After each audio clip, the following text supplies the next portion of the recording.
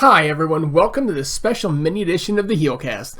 I'm AEWCW Dude, and I'm here to discuss the unfortunate turn of events that occurred in AEW after All Out when CM Punk went all in on members of the Elite, Hangman Adam Page, MJF, and especially one Colt Cabana. Now look folks, CM Punk is one of just a very few people who could leave wrestling for a long time, go into obscurity, return, and people would still come out and see him, and he would still draw. In my mind, the only other characters that large are characters like the Hulkster, the Nature Boy, and Stone Cold Steve Austin himself. Of that crew, CM Punk is by far the youngest. What's my point? CM Punk is a master, an absolute master at self-marketing. And he sees issues in AEW and how these young characters are being developed, and he wants to help. But you know what?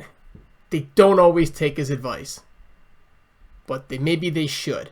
And that's how he feels. He feels like they should be taking his advice, and they're not, and he gets frustrated.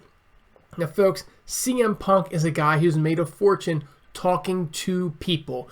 Being like the one person you'd never think that he'd be like, one Nature Boy Ric Flair, CM Punk has become his character, lived up to his theme, and been the cult of personality.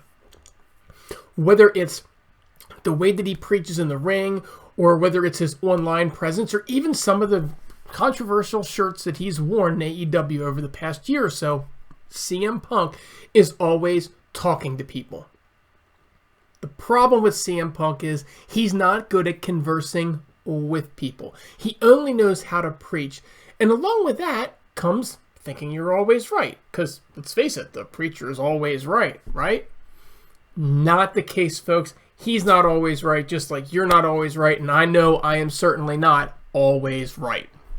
So when you're dealing with somebody like CM Punk, you're dealing with a difficult personality. CM Punk has a tendency to get frustrated because of all of this, and then he just wants to take his toys and go home.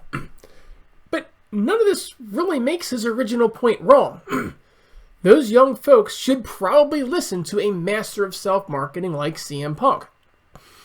But when you do the things that he does, it makes CM Punk wrong. Maybe not his original point, but it makes the man wrong. And quite frankly, it makes him look like a complete spoiled brat. Complicating all of this is the fact that one Tony TK Khan babies CM Punk. I mean, come on, let's face it. What kind of general sits around and watches as one of his lieutenants trashes the entire division publicly? We can LOL TNA all day, and let's face it, we do. But today, maybe we need to stop, take a step back, and LOL TK, because he's not above it either. And this leads me to the Elite. Now we're talking about a group of guys who made a fortune in an alternative wrestling universe, going against the grain, a new way of doing business. A group of guys who literally made a market where none existed, and created a lot of jobs in the process. But this is America, folks. And that market hasn't brought ratings over 1 million. And it's likely not going to. It's too niche. Punk's market will. It will drive casual American fans. And this is where Punk looks at it and says, you need to listen to me because what you've done is great, but it's not great enough. Not if we want to take this to the next level, and that's why CM Punk came. CM Punk came to take All Elite Wrestling to a new level. Now, that having been said, does that give CM Punk the right to publicly crucify the Elite? Hell no. It doesn't give him any right to do that. The way to do it is to converse with them. CM Punk, you need to leave your comfort zone and you need to have conversations, two-way conversations, not just the preaching. So what does CM Punk do? After he publicly crucifies him, he invites them to his locker room for a talk. And now he's going to blame them when they show up, and it gets a little disorderly, shall we say. Look, folks, what CM Punk did was insubordinate. It was lowbrow, classless actually.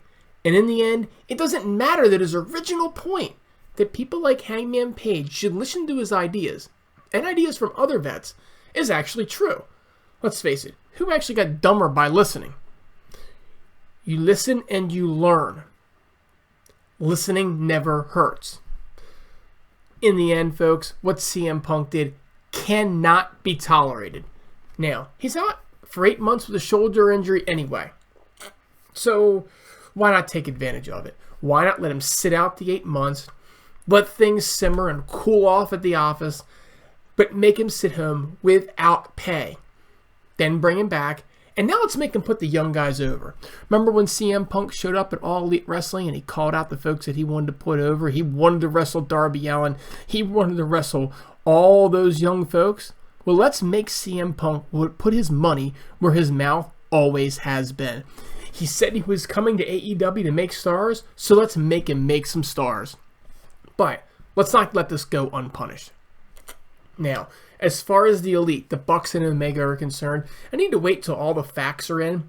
Frankly, based on what I'm hearing, they should be suspended for at least a month without pay. As far as their EVP status is concerned, I gotta withhold judgment on this one for now. It honestly really depends on how they operate within those roles and how they operate on a day-to-day basis. And honestly, the key to this entire point is, how does the locker room perceive them as leaders after this?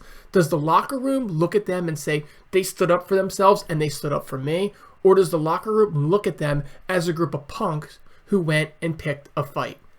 Look, I'm not privy to that information, so I'm going to hold my judgment. In the meantime, this company needs to be reinvigorated. It's time for a new leader. Actually, it's just time for a leader, period. It's time for some executive oversight for the man that makes Richie Rich look like a deprived child.